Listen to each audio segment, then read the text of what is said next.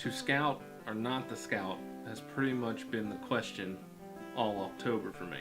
You always read and you hear about not going in during the season and pressuring your spots by scouting and educating deer. That's basically what I've been doing. I've been trying to stay on the edges and, minimum risk, and just not scouting that much or that hard, or maybe to a better extent just not scouting properly. So after my hunt last week, where I decided that I would just go in blind because of the fear of scouting, because I didn't want to go in there and walk around and leave scent.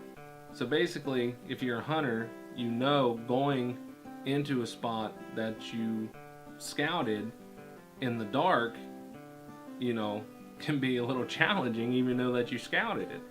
But going into a spot that you never scouted, that you never stepped foot into, well, let me tell you, that was a disaster. I wish I could tell you that my idea of coming in here like this worked out flawlessly, and that I snuck up in here like a ninja.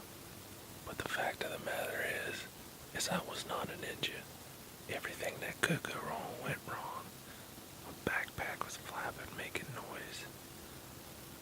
It took me an hour to get up in this tree. So basically, I picked this spot on the maps.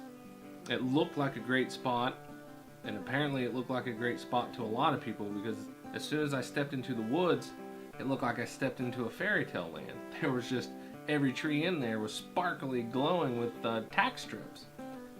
I have seen some wildlife, just not any deer quite close enough for me to be in the ball game.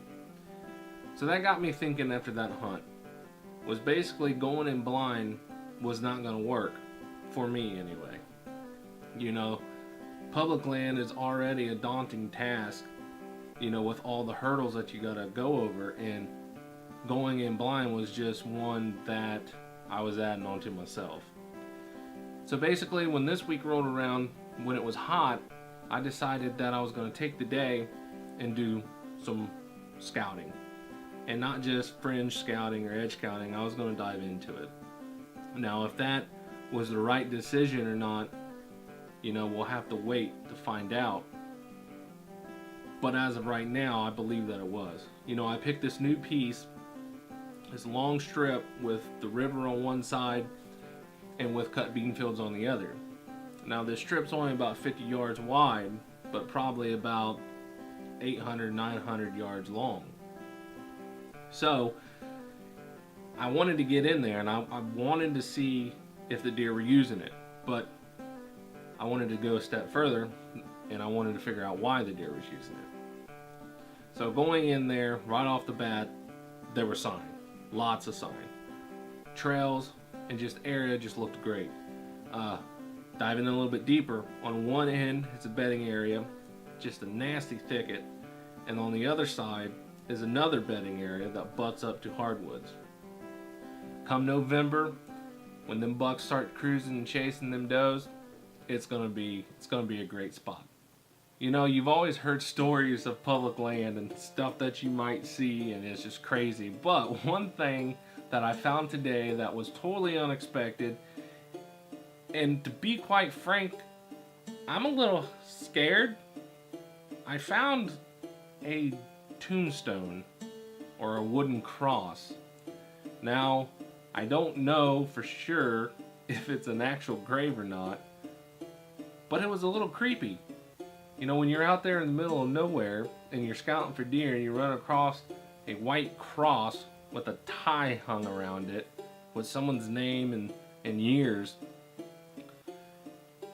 it's a little scary, to say the least. But anyway, super excited about this funnel that I found, and again, going in during the season doing this kind of scouting, is it going to pay off? I sure hope it does.